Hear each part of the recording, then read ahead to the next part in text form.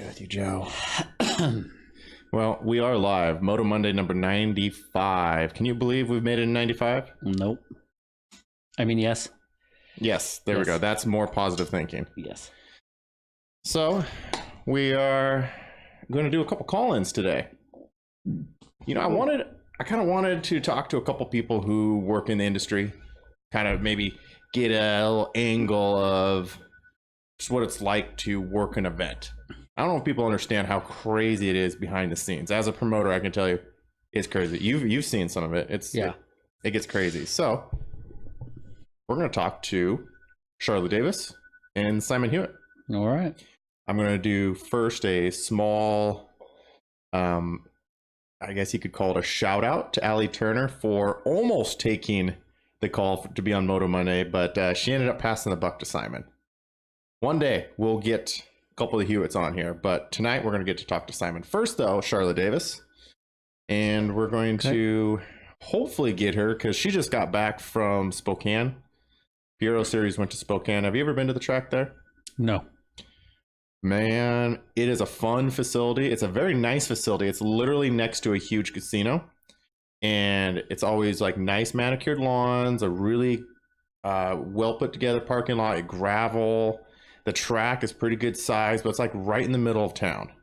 It's pretty wild. Sounds pretty cool. I like it, but the downside is for me here in like the Vancouver area, it's about a 6.5 hour drive. Yeah. So that's just a bunch of no bueno for me. It's just not worth it. It's a fun place. I really love going there. I really hate driving though. So is what it is. I went last year. I did have fun, but man, that drive sucks. So I did not go this year. We're going to get a call going though here in just a minute. Oops, that was me. Good job, Joe. I hope this is going to work. Let's see here. I got to use my backup, well, my office phone actually, to make these phone calls because my new phone does not have a 3.5 millimeter jack, which is really inconvenient. All right, let's see here. Make sure I dial it right because I've been known to sometimes not dial it right. Okay.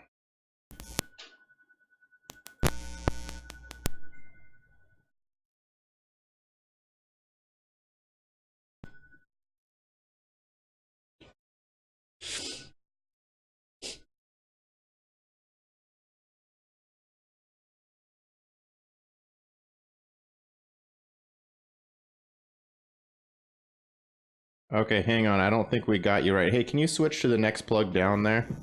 I think we got you in the wrong plug. Hang on. Sorry, guys. That's what she said. Oh, yeah. We got you now. You were in the wrong hole. Sorry about that, Charla. It happens. How are you doing, Charla? I'm okay. I'm losing my voice from yelling at kids. Oops, I'm dropping the phone. Man, I'm failing. I'm sorry, guys. First off, I want to say thank you for taking the call because we were just talking about how long the drive to Spokane is. I know you guys just are getting back, but I appreciate you taking the call and letting us talk to you a little bit about all the fun stuff at PRO. Of course. So, first off, how is that drive? You guys are not from my area, though. How far of a drive of it? Blah, can't talk. How far of a drive is it for you? It's like 5 hours, but like you factor in kids, and I feel like kids have to like pee and poop, and they gotta eat, so probably like 5.5 for us from Spokane to Roy. Okay, it's actually close, a little closer for you then, but it's still a jaunt. Oh yeah, still a jaunt. We definitely spent the night last night and just left this morning, and that was still exhausting. But isn't it a beautiful track? I mean, I was just telling Joe, he's never been there. I mean, it's right next to a casino, gravel parking lot. It's a pretty cool place. Right next to the jail. Well, we don't need to bring up that part. It's right next to the corrections facility, but no, it is a beautiful park. And one of my favorite things about that track is they have a peewee track, a bicycle track, I mean, there's so much to do there for the kids and a playground, so they stay busy. Yeah, there's so much to do there. And I really love the place, and it would be super cool if it was in my backyard. But for me, man, it's just a little bit of a drive. So I just don't get there much. But it's worth the drive. I like going there. I don't like driving, but I like going there. Airway Heights is pretty rad. So I wanted to talk to a couple people about, how it is working in the office at a motocross track or motocross race. But first, how's PRO been going for you? What are we, 4 rounds in? 4 rounds in? Well, we were 4 rounds in. This was my first weekend ever without the famous Angie Crater, who trained me. I have only been running the office for actually, it hasn't even been a year. I started with PRO in my first full weekend of working with lap counting in Spokane. So I haven't even been doing it a year, but I learned from the best. So this was your first time working without her, and how'd everything go for you? It went amazing because she taught me right, and I have a killer team. I mean, honestly, it isn't me doing all this stuff. I mean, I have Christy in there as my wing lady. I almost said the B word. I probably can't swear, huh? Oh, this is an adult podcast. I'm pretty sure you can swear. Well, she's my main wing bitch, and then I got the hottest trophy girl, Karen Abrigo. I have 2 amazing refs, Curtis Paulson and Ryan Abrigo. I have some bomb lap counters. I mean, Christina, Mike Paulin, and Sherry. I have a good announcer, Trip. I have an amazing media person, Jesse. I have amazing starting line girls. I mean, I have the hottest starting line girls. Let's talk about, I got Sabrina Berry, sometimes Jessica. It depends on if she can, that race works in her schedule. So it's not just me. It's a full team. Oh, and of course, Ted. I mean, he does a little bit around the track, too. Yeah, Ted Duvall, is he still involved with that PRO series? Well, you know what? Ted Duvall is just a little involved, just a little bit. I mean, I might talk to him almost every day about PRO. That's how much work goes into making something like PRO happen for 6 weekends a year. So, yeah, we're now 4 rounds in. First time that you've been on your own. A little bit different crew than last year, but I mean, it all seems like some solid people. I was talking to Joe before we were going live. I don't know if people really understand how much goes into making a race go well. You know what I mean? Just, let's say the track is decent. You have the people. Now to go from the beginning of the morning to 5 p.m. or whenever you're done, the amount of shenanigans you have to go through, and you never know. I mean, every race is different. You don't know what the challenges are. And you learn literally something new from every race. And I swear to goodness gracious, I screw up something every race, but I will tell you what I learned. The last race, I shorted pros money, but you know what? I got in a hold of every single one of them and wrote them checks for the shorted difference. Everything is fixable, and the nicer you are about it, I mean, the better it just goes over. Oh, I totally agree with that. What are some of the challenges that people may not even know do you have to go through? I mean, I could tell you one right off the bat you're probably going to back me up on is scoring a race. Well, scoring's hard because you get a lot of people that swear they saw something, and I totally get it. I watch my kid all day, you know what I mean? And it's really hard when you think someone's a lap down, or you lose track, and then you just really feel like your kid or your husband or whatever, or yourself, is a place ahead. But really, if you look at the lap sheets and you try to explain that to them, it's hard to, and they want to still argue about that, even though your lap sheets say it's the same thing over and over. That drives me nuts. I'm going to be honest. And how about for people who forgot to put a number on that morning? Well, I will not let you go out without a number. And yeah, that really just doesn't work for me. You can remember the Pit Bike National. Oh, I can't score motos without numbers, so yeah. Yeah, isn't it crazy how many times you get riders out there with no number or the wrong number or I mean all sort. You just Well, honestly, I'm going to say this. So there's a couple different kinds of moto crowd. So PRO, that's kind of a more elite. These people have been racing for a while. I don't have problems with no numbers. That's something that doesn't really show up at PRO.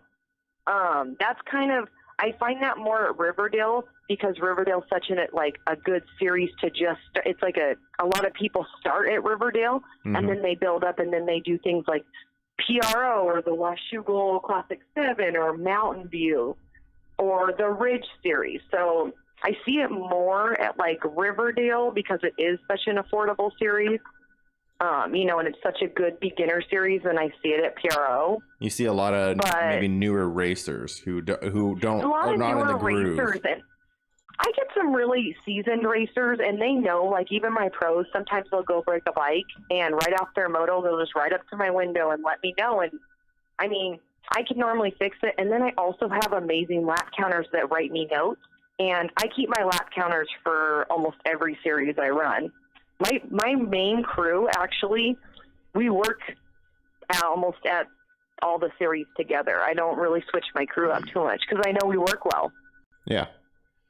Which is important because you get to know how people work. I think that's any workplace. If you get some people you're comfortable with, you trust, and you know how they work, you guys can stay like a well-lubed machine. You know what I mean? Like you guys kind of know what each person has to do. And everybody knows like what they're doing, and I love it because in our group we have like group chats, and if there's something you're like, hey, you know what, this would be better next time, or this happened, or even just hyping people up, I think it's really helpful. We have a very open communication in our group, and no one person is greater than the other. It takes everyone to make the race happen. Yes, it really does. Having a solid staff is so important, and all it takes is just one person and not really doing their job or not really communicating right, and it can throw the whole thing off. It's like taking one gear out of your. Well, I'm not going to say anything, but you've seen that happen with me. Yeah, Joe. We won't go into that. Joe, what happens when you take one gear out of your bike? A lot of problems. Depends on which gear too.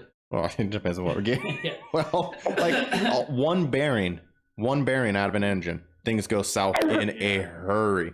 So yeah, I think that goes for most every workplace though. But I just I don't know if people know what goes on behind the scenes, and it's fast paced.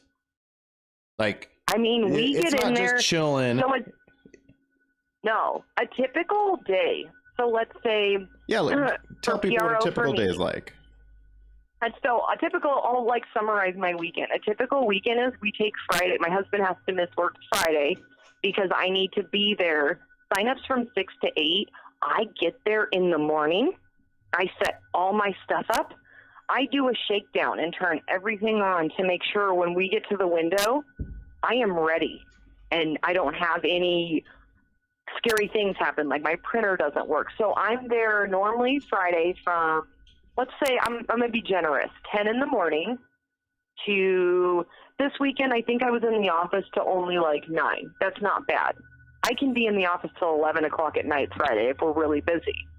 Saturday, I get up and our office opens at 6:30, so I'm in there anywhere from 5:30 to 6, depending on what kind of turnout I'm expecting. Mm-hmm. And I work literally from nonstop from let's say 6:30 in the morning to whenever the races are done, and then beyond that, like Saturday nights, I've been in there until 11, entering for the next day, just because there's so much to do. So, and then Saturdays, or Sundays, all of us staff are the last ones to leave, so we'll get done with the race, kind of depending on our schedule, like anywhere, from 5, maybe 6. I did get done one time at 3:30, and I'm very proud of that. That's my record. 3:30 on a Sunday with a full over 300 riders. That was my most impressive. That was pretty good. And that's, that in and of itself is trying to, the part of trying to figure out like how many laps to run and when are we going to get done gets super tricky, because usually, so like my events during practice, I'm out there and I'm getting lap times. I try to get lap times of an average, 85 rider, let's say, beginner. I like to look for 2-minute lap times at the absolute. That's well, every track is my number different though. My number is. But, you have to try to gauge off that and guess, how long is it going to take? So if we have 20 motos and we have 4 laps per moto, you have a little, you have to give a little leeway at the end because you have to get it off the track and you have to do a bunch of math. And like, okay, I think we'll be done by 3:30. Hopefully we don't have to shut the track down for an ambulance. So it's, some people complain when you cut laps short, but like going by the math, we might hit dark, it gets tricky. Really and I know, tricky. And I get people like, they want to get home at a good time too. Running a little late Saturday isn't as big of a deal as running late Sunday. And another thing too for PRO is we do really long kind of middle intermissions because we have so many giveaways. We give away 8 sets of gear. Nice. And then we also gave away a $1,000 voucher. We have the Air Force that's there giving away a ton of stuff, and we do fun games, and we really make it fun. So we do run a little bit of a longer program than most. But you guys are giving away a lot of stuff. I mean, to me, that's worth it. We're giving away so much stuff. I mean, you should have seen how many kids wore new gear. I mean, that's pretty cool that we can be able to do that, and that is Ted working his butt off all year long, working with sponsors, because sponsorship isn't easy like people think it is. It takes so much work. We spent 8 hours one day driving around to all the shops just to get sponsorship, showing our face. We really do care about that kind of stuff. Yeah. A lot of work goes on just to open up. Justin, you do it. I'm still doing it. Oh, yeah. You have to do it every day, and it never ends. And we don't just work when the race series happens. We work all year to make it happen. Yeah, it's a lot, and a lot of the time is volunteer time. I mean, that's another thing is I think people really think that promoters, racetrack owners, workers make a ton of money doing this. No, honestly, a lot of these promoters are lucky to break even after everything. And so they do it for the love of motocross and the love of the sport and to keep racing in the Northwest alive. Yeah, you've worked with a couple of promoters, and I know you've worked some books and helped out with a variety of things. No one's getting rich doing this. Absolutely not. No. We do it because we love motocross, right? We do it because we love it, and I do it because I love it for my kids, and I started doing it because I went to a couple races, and I was like, you know what? They might need some help around here, and it helps pay for my children to race. That's why I do it. It covers the cost of their racing. So I feel like I'm doing something for them. You've been only like working moto tracks for a couple years now, but you got into it because your kids got into racing and you wanted just to help support them and get involved, right? Yeah, I actually have been working races. We don't count roundy rounds. We don't count roundy rounds. No, so I did flat track, but I used to work at Wide Open Sports Arena back in RMC days. I actually used to work at RMC for a really long time, which, if any of you don't know, RMC was the largest motorcycle dealership in the United States, but it's closed now, and it's also where I met my husband, but we talked about that. They even had a motocross track indoors. And a restaurant. I used to love going there and riding pit bikes. I wonder if I ever ran into you back in the pit bike days. You probably did. I helped with some BBR events. We're just not going to talk about that. I mean, when I was younger, I was a little bit more involved, but I look a lot different, I think, now. I have blonde hair. I had black hair. I was pretty, I wouldn't say emo, but a little more on the dark side. A little A little hot topic. Little punk rock. Well, okay. Yeah, that's kind of funny that you work there. Literally was just thinking, I was like, I used to go there for all the pit bike races, which were a blast. I missed the pit bike races at RMC. I was the girl that helped do rider sign up when you came in, but my main job at RMC is I ran the clothing and the parts cashier. Sometimes I would do parts fish too if they needed me, but I was the cashier up front, and I used to have black hair and a lot more facial piercing. Okay. Yeah, it's been too long. I don't remember, but that would have been funny if I would have ran into you years ago. That was like another lifetime. It's been a little while. I miss RMC. That place was huge. It was fun just to browse through because like there's everything here. Everything. It was such a cool place to work that honestly, so every year all of us RMC employees still get together. That's how close it was. And you can't say that about a lot of places. I mean, I haven't worked there since 2009, I think. That's when I left because I graduated college. And, I mean, I still talk to my RMC friends. So, I mean, you can't say that about any job. No, that's pretty rad. That's been like 10 years. Yeah. So technically that was the first time then you started helping with events. But would you be doing this if you didn't like I mean, that was my whole point a few minutes ago. You wouldn't be doing this if you weren't involved in like the sport. Oh, there's no way. And honestly, I do it because I love seeing the kids.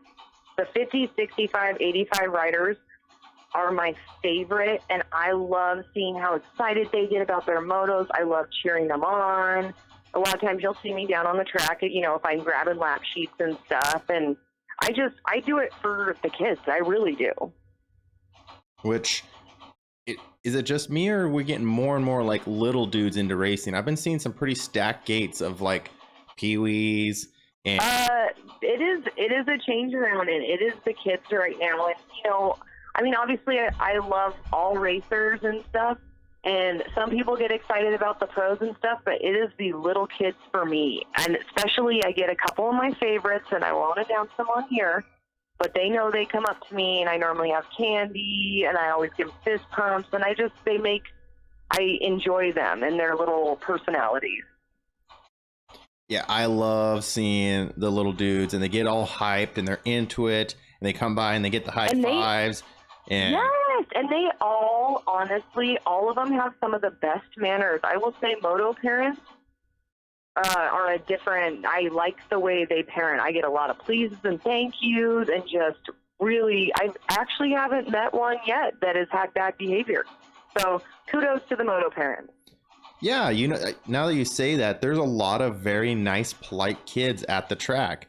That the politest kids, because I work at the school and I don't see kids like that. Yeah, I know there's some gremlins out in the world. Yeah, now you say that's totally spot on. Like, there's a lot of very well-mannered, nice kids, very competitive, of course. That's what we do, but nice kids though. And honestly, I love when they come up and like show me their trophies or want to get pictures. It still blows me away. They want to, you know what I mean? But like that kind of helps make the day.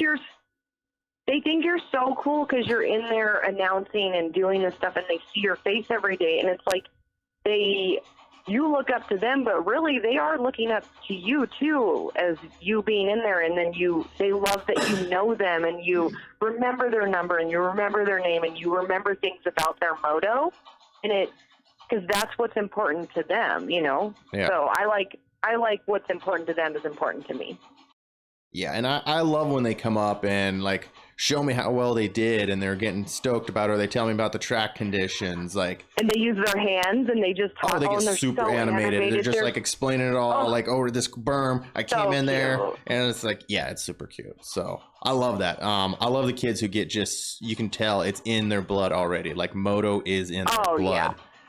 And I've seen that. Talk about in your blood. Jason Zolke has been bringing his little guy out, and his little guy's on a peewee, and he's one of my little favorite little beginner riders. I have a lot, but like that. I mean, look at Jason Zolke goes out and rides 30 plus expert, and then he has to go run to the line and get his kid off for 50 beginner on his peewee and work just as hard, you know?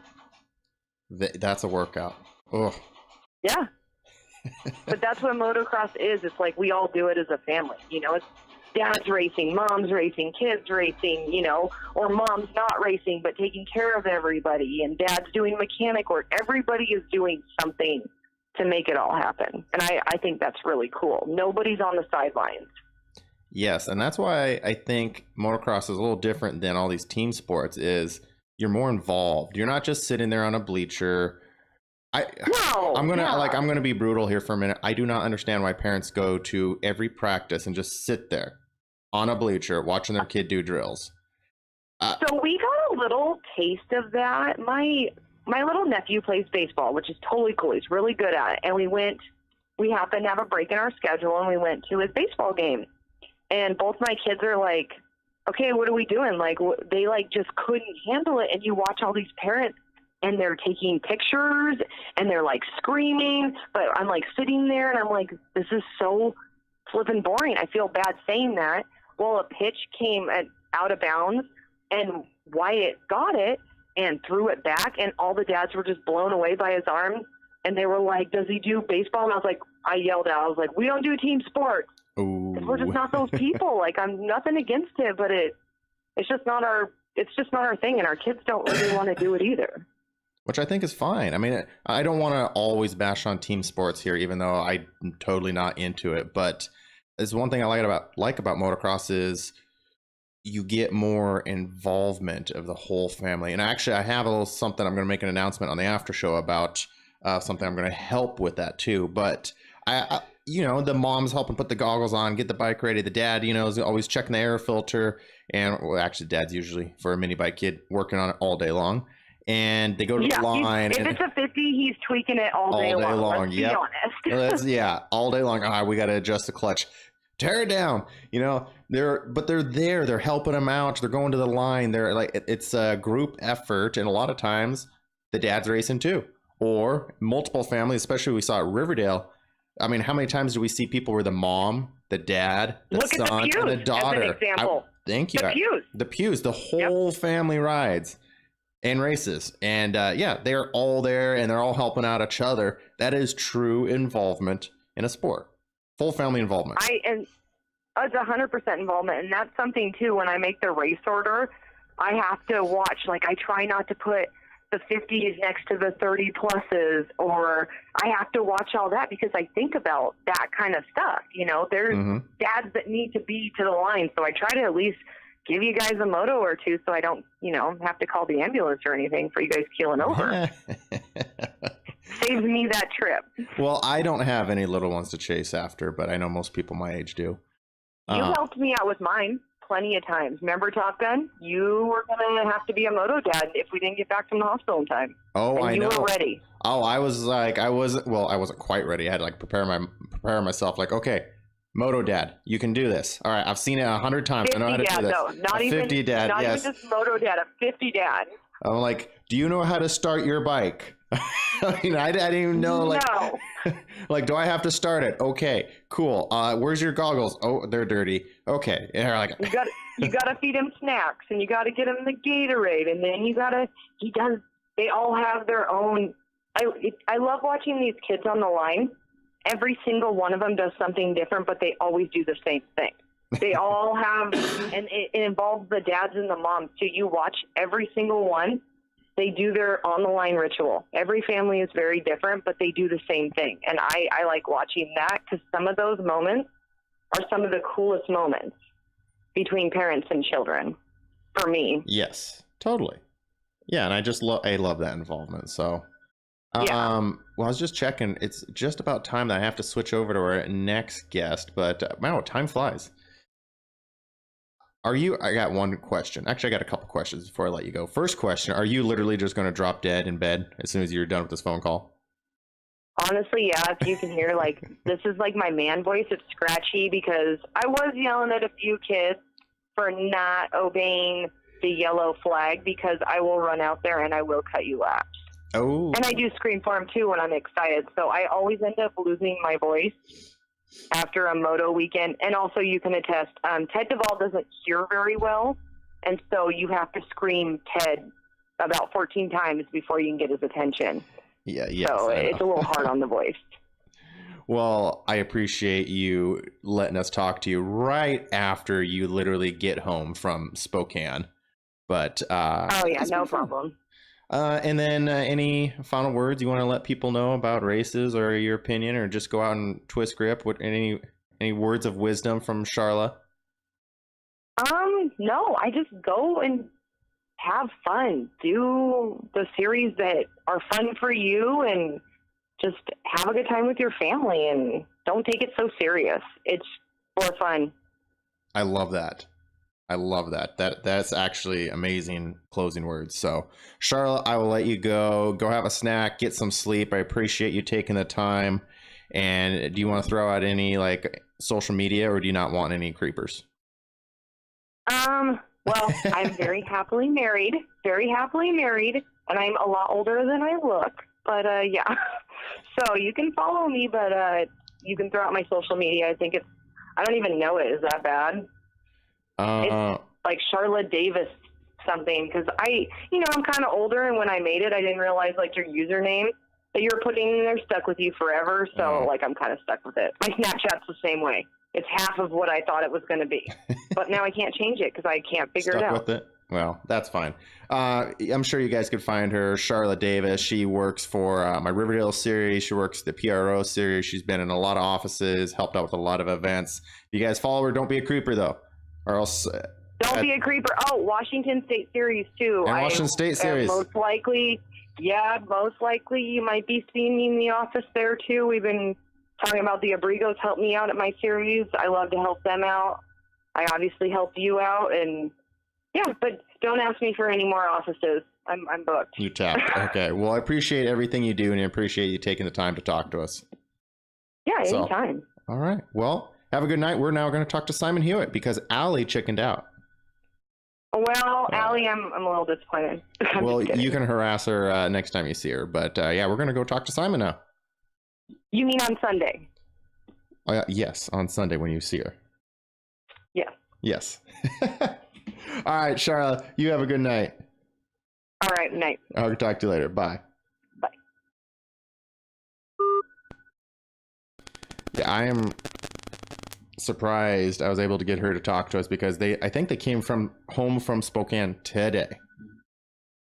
But yeah, so Charla's been working a lot of offices, and always fun to talk to her, get a little insight what it's like. Which, if you guys want to know what it's like in the office at a motocross track, it is chaos, because you're trying to take care of nonstop people come up to the windows with requests, complaints, number changes. You have scoring to do, trophies to prep, and it's fun. And I am a firm believer you have to find people to work in, especially the office, that enjoy what they do, enjoy the sport, and enjoy being around the track. But it can get super stressful, especially when you have a lot of people, and I don't want to hate on the new people, because that's one of my big targets, is getting new people in the sport. But you get a lot of new people who don't really know what's going on. You have them running up, hey, knocking on the window, what moto's up? As you're trying to score a race. And so you have to answer the question, what moto's up, even though there's a sign over here that says it, but they're new, they don't know. And so there's always juggling. You get 300 competitors all in one little spot with one office managing it all. It's like the hub. It gets chaotic. So I got to give a kudos to all the office ladies out there who keep this thing going. It gets chaotic. So shout out to everyone, every track. I know what it's like. It's craziness. Joe, you've been really quiet. Yeah. You got anything? Nope. Nothing? Just sitting back. Okay, well, that's pretty easy. Crickets. What's inside my head? Crickets. Well, I don't run events, so I don't know. Yeah, but you're one of my good friends. You've been to some events, and I think you have kind of seen some of the shenanigans that go on to try to keep it all together. You've seen me run around a track, taking care of, it's a lot of work, man. That's always why the day following a race, I'm dead. I used to wear a Fitbit. You know, I average 9 miles of walking. I'm the announcer. Where am I walking to? Where am I going? I average 9 miles at the track. Just zip, zip, zip, zip, zip, zip, zip, zip. It's high paced, nonstop. Okay, next we're going to call Simon Hewitt of Mountain View Motocross Park, one of my good friends. We were going to talk to his sister, Allie Turney. Turney. Wow, I'm on a roll with the names here. Allie Turner. But Simon's always a good one. We've been trying to get him on the podcast for a while now, but I know he has a hectic schedule. He has multiple businesses to manage. I will take a phone call. More than happy to at least get a phone call into him, because his schedule is chaotic. So let's dial him up here.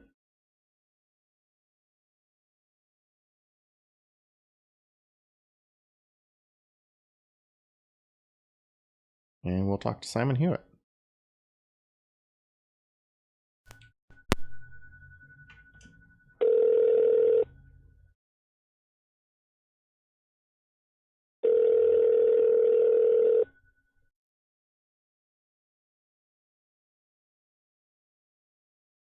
Yeah, hello. Simon. Hey, what's going on, Justin? Dude, you're on Moto Monday, and I really hope you knew that I was going to call. My sister gave me a little bit of warning as I was driving home. Oh, okay. So I'm kind of curious, because I'm definitely calling her out right now. I'm curious how that conversation went, because I had her going to come on because I was going to do a little office talk. We switched over to you, which I'm not complaining. I love you too, Simon. But Well, the love is reciprocated.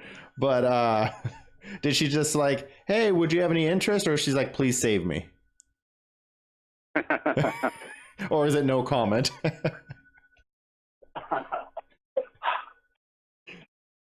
So you guys having a good one or what? Oh, well, yeah, we're having fun. We just got done talking to Charla Davis, and yeah, we're just, I don't know, nice. Trying to get an insight on what it's like to work at a motocross track, man. It's all good times, right? I think you've been doing that for a little while, right? A little bit. We bought the track was 92. 92. We were still racing 80s back then. So yeah, we've been doing it for a little while. Just a little while. So for those who don't know, the Hewitt family owns Mountain View Motocross Park. And yeah, since 1992. How old were you back then? Man, you're really gonna date me or age me. I'm sorry, was I not supposed to bring that up?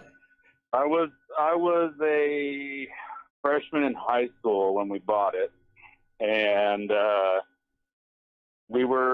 Dan and I both raced, and we've gone out to Mountain View a couple of times, and we started helping out there and found out that it was going to be going up for sale, and we just would not leave our folks alone about it. We said, sell the house in West Lynn and let's buy a motocross track.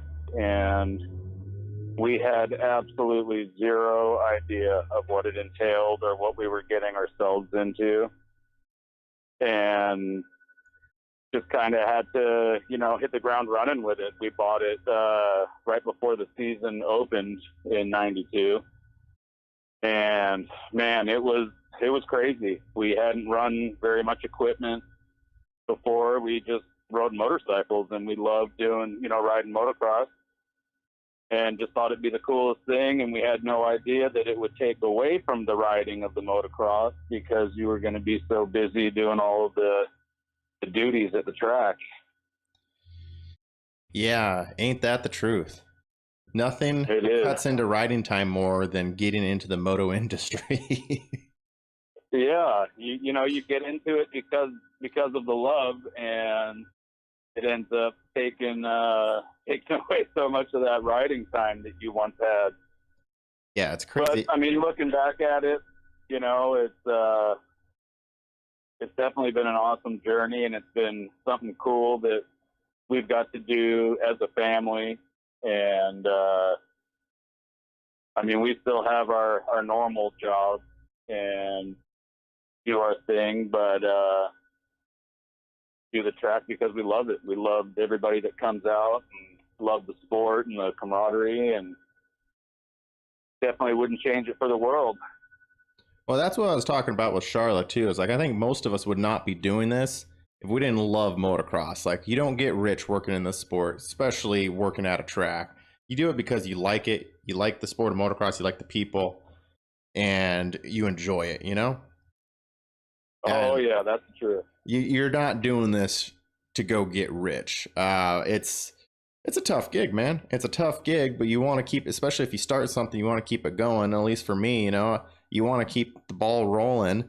And you, now this is just me speaking personally, but I get a lot of satisfaction of seeing like a stoked family that came out for the first time, got a trophy, had a good time on the track, and give you a high five when they leave. You know? Oh yeah.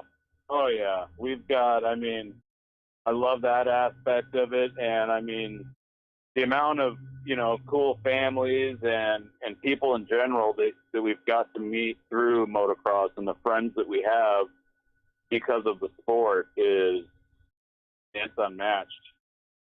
I've got a bunch of friends that, you know, their kids don't ride and they play, you know, team sports, and it's definitely a whole different ball of wax to have a family come out and do a, you know, a motocross season or even a weekend compared to, you know, what I call one ball sport.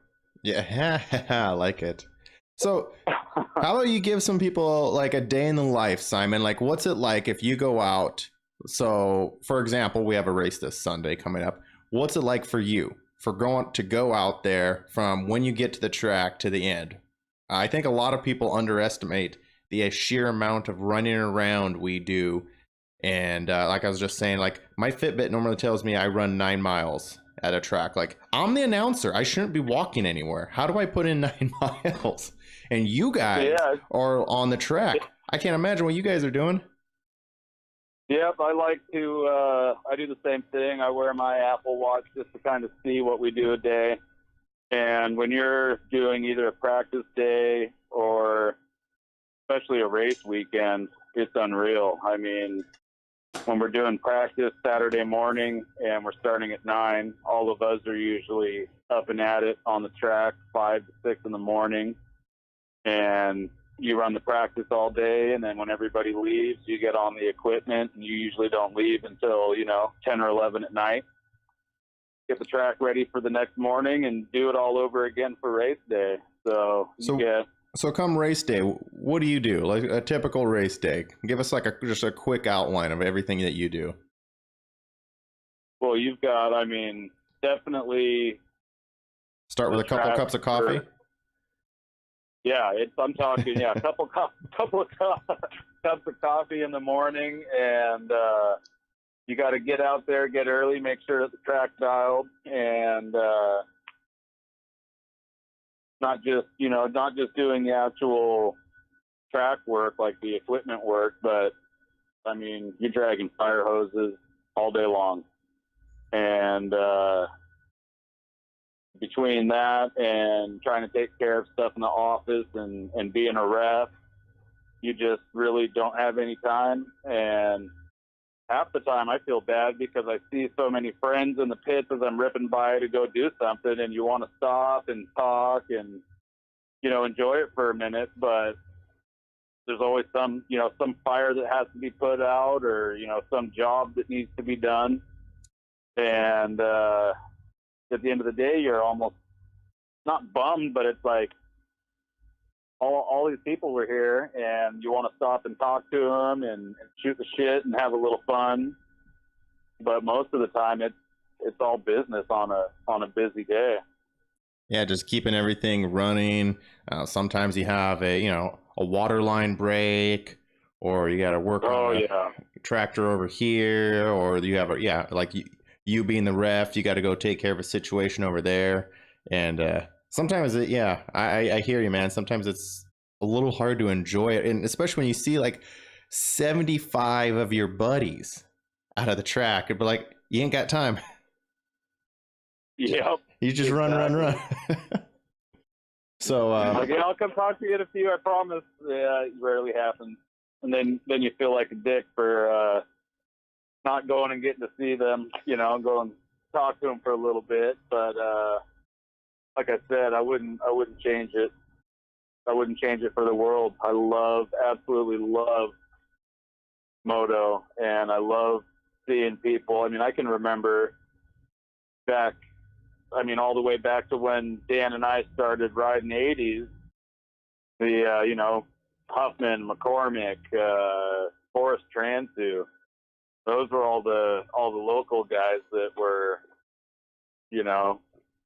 everybody looked up to back then. And now, through the track, I think I've got to, hang out or meet and be with almost every, superstar of the sport. And it's pretty cool that, Moto can do that, or, having a track can do that.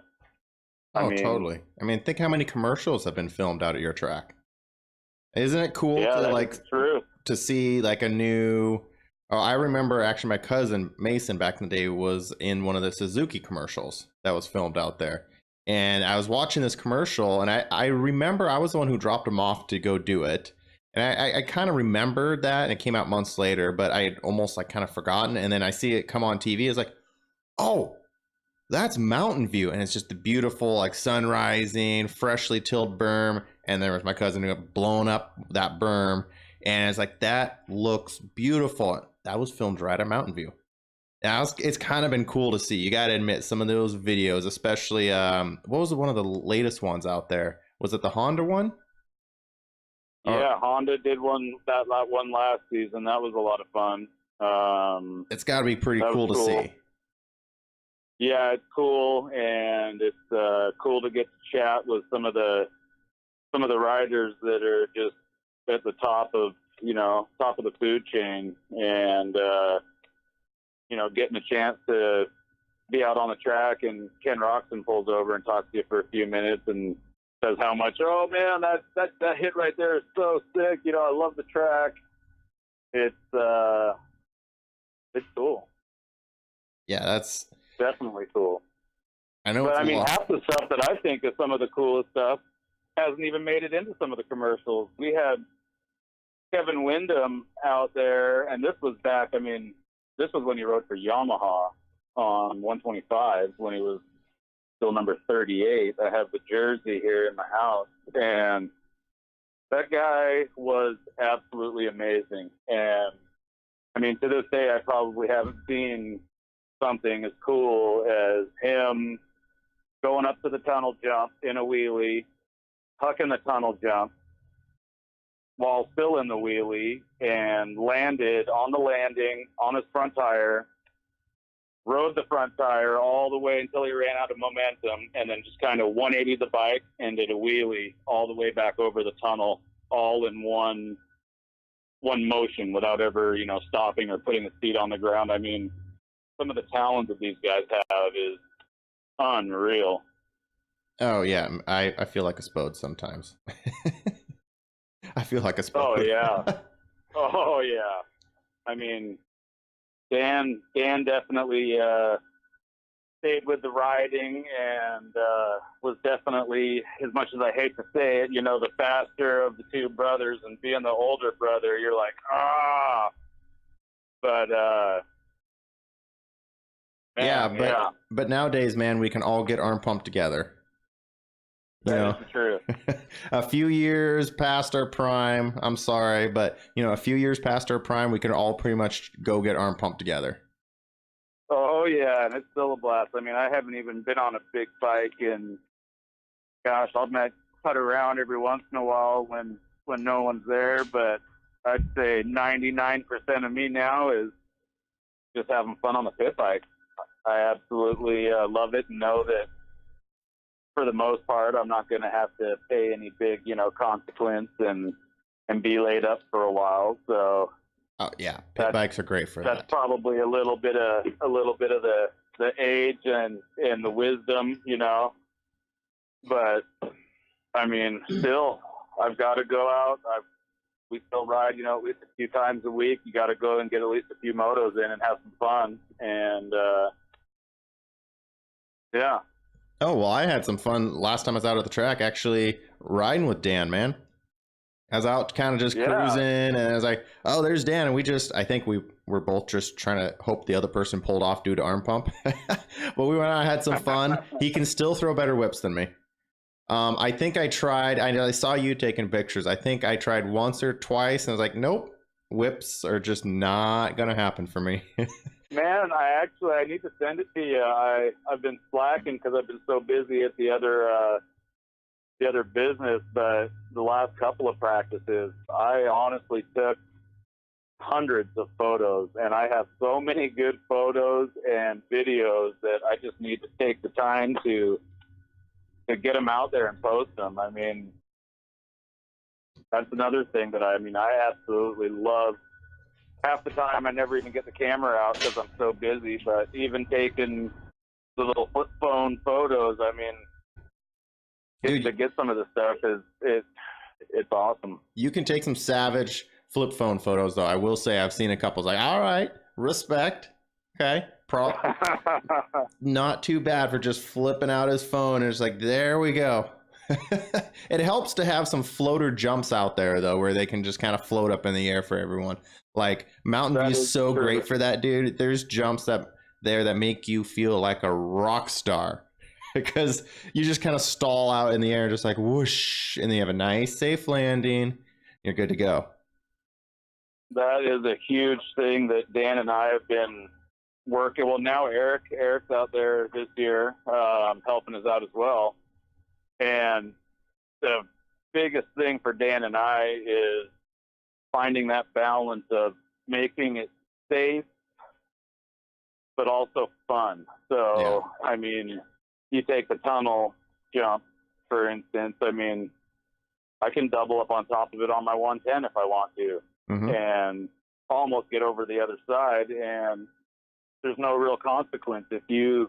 I mean, I've got a good video of, I can't remember who it was, but absolutely casing the triple part of the tunnel as hard as you could, and no wipeout, no nothing.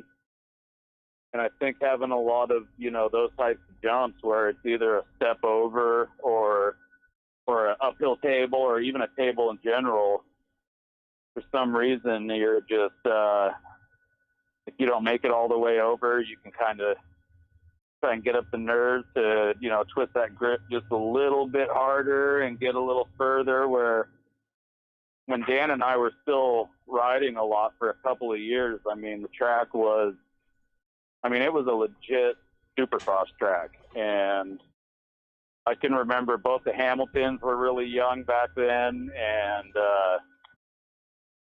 the track was definitely not beginner friendly for a couple of years. And, it was just trial and error. It took a few to kind of figure out that happy medium. And don't get me wrong, there's some jumps out there right now where, they're so big that if you come up short, it's probably not going to feel the best, but it's, it's as small of a consequence as can be. It's kind of where we're. I like that. Yes. And I totally agree with you on that. I'm a big fan for amateur tracks to have single to tables or like long landings on jumps, stuff where you could gap and go big if you want, but like not do or die. Cause let's be real. Most people racing at a local level are just weekend warriors. No one's training and riding every day. And like, sometimes we make mistakes. Most everybody gets arm pump, and the do or die jumps are what put people in the hospital. And I think you guys have done a pretty good job of keeping stuff, big if you want to, but without the dire consequences if you don't go big, Yeah. And lots of floaters, a lot of like multi-option ones. Yeah, like the step on, step off that sure you can triple it if you want, or you can go buck wild and try to quad it, but it's fairly safe no matter what you do. Yeah. I think that's key. Yeah, and it took a little bit longer than it probably should have for us to realize that back in the 90s, but everyone back then, most of the guys that we hung out with were wanting that, and there wasn't a whole lot of super crossy style tracks out there.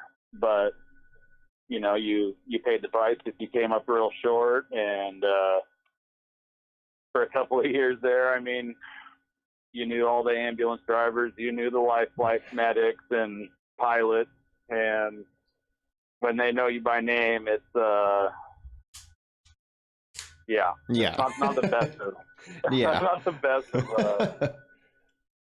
things. But I think that the way that it's laid out now, besides just a few things that we'd like to change, it's pretty good. And I know that we're not sure if it's going to be after the second or third race, we're going to get this track flipped around again. Oh. And that's always it's always a huge job, but it's always so fun. I mean, you can add a section here or there and change up the track, change up the feel, but when you go all out and flip the direction of the track, it's like you're riding a new track, Oh, totally. Oh yeah, totally. Well, now I'm all excited. I'm curious. Well, I was just checking the time, man. We're going to have to run here in just a minute, but I appreciate you calling in. One of these days, I will get you in here, though. So we can have some more fun. I will get in there one of these days. We're going to do some crazy challenge and yes, have some fun. We'll get Joe to maybe not poop his pants, but we'll do something fun. So tell me what you think of this. I'm just going to throw out an idea. Okay, you, all right, me, Dan Dale, Ryan Huffman, Hot Wing Challenge on Moto Monday. I'm in. All right. Well, sounds like I have two more guys to call, but are you in? I'm in. We'll do it. We'll make it happen, and if the track's not quite ready for Tuesday, that'll be my excuse to get off work early that day. So. Perfect. I love it. Okay, so it sounds like I just have two more people to contact. I know Dan's game. Dan, Dan's always down for a good time. We'll get him in. Huffman is sometimes a little harder. I will just blow up his phone until he shows up. But maybe once, we're hitting full swing race season here. Maybe once it slows down a little, we could have like a little celebration once the season is over. And we could all get together and do a live Hot Wing Challenge. Just throwing it out there. I like it. Yes, that's what I like to hear. All right, cool. Well, before I let you go, man, you got any final words of wisdom or anything you want to shout out to people, and then maybe slip in how people can find you on social media or find the track? Yeah, it's Mountain View MX Park on Instagram, and same thing for Facebook. And the website is mountainviewmx.com, and we're looking forward to this weekend, the season opener. Oh yeah, we've got got that Pee-wee class that I'm always stoked about. I love doing that free Pee-wee class with you, and I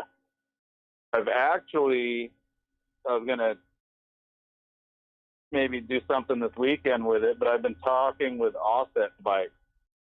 Oh, okay. A lot lately. And it looks like we're going to do a program with these guys and see if we can't get some of these young riders out doing it at an even earlier age. And I'm securing a few demos, and we'll actually have the models there to, go do some demos and check it out. And we're going to make it to where if you go and ride one and you just absolutely love it, we're going to have them available at the track as well. So I think that's something that'll be pretty cool, and get these younger riders out there. And some of these, the 50 class is awesome, but my nephew Braden on his little offset bike is so cool to watch when it's a 3-year-old out there and is figuring it out. And I couldn't even ride a bicycle at 3 years old, I don't think. I know I couldn't. And yeah, he's ripping around the track. I mean, we'll be out there working, and he'll come cruise by and want a high five and check me out, watch this. And it is so cool. And if the more people we can get into this sport, I think the better. I think that every family that comes out and does it is, a step above everybody else. I hate to say it, but there's just something about moto people and moto families in general that is just seems to be unmatched. Amen to that. Like we were talking earlier, it's a little different. It's just different in motocross. There's more involvement. It's a different vibe. It's different. I dig that. It's hard to explain. Yeah. But it's definitely something special. And when you can get a whole family out there and there's something to do for the whole family, and it's just awesome. I totally agree. Well, hey, dude, I appreciate you taking the time. I know you're a busy man. You have multiple businesses. That's like the fourth time I've screwed up, Joe. Businesses that you're involved in, you got to keep running. I really appreciate you taking the time to talk to us, man. And yeah, for those of you who don't know, we are going to have our first race this weekend. It's going to be a lot of fun. I'm sure I'm going to see you then, Simon. Probably before that, too. Oh, yeah. But yeah, I think those are good closing words. So you have a good night, sir, and I'm sure we're going to catch up here very shortly. Heck yeah, you guys as well. Have a good one. And yes, Joe is still here. He's just very quiet tonight. Yeah, I'm always quiet. But I'll see you Every later. once in a while, you got to give the guy a break, right? Right. he gets a break every week. He's allotted like 40 words, and he will go through the entire podcast and after show with about 40 words. Yes. And he just says yes. I didn't want to use too many words. Anyway, Simon, thank you, sir.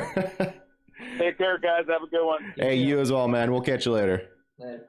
All right. See you this weekend. All right. Bye. Later.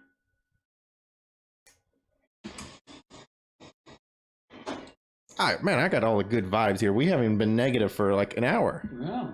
That's, just doing pretty good. People say I was too grumpy about outdoor nationals and all that. Like, here's a bunch of good, feel good vibes. Get kids into riding, get them into racing. Go out, have fun, love the sport. This is all good vibes on this episode. I like this. So, that was kind of fun talking to a couple people involved in the sport. I don't know if I can really release. I had a couple things up my sleeve. I'll probably wait till the next episode, but we got some more fun stuff in store. So we're now on episode 95, Joe. We're only 5 episodes away from having someone get a Brazilian wax on Moto Monday. Huh? Are we back on that? I think we are. Okay. I think we are.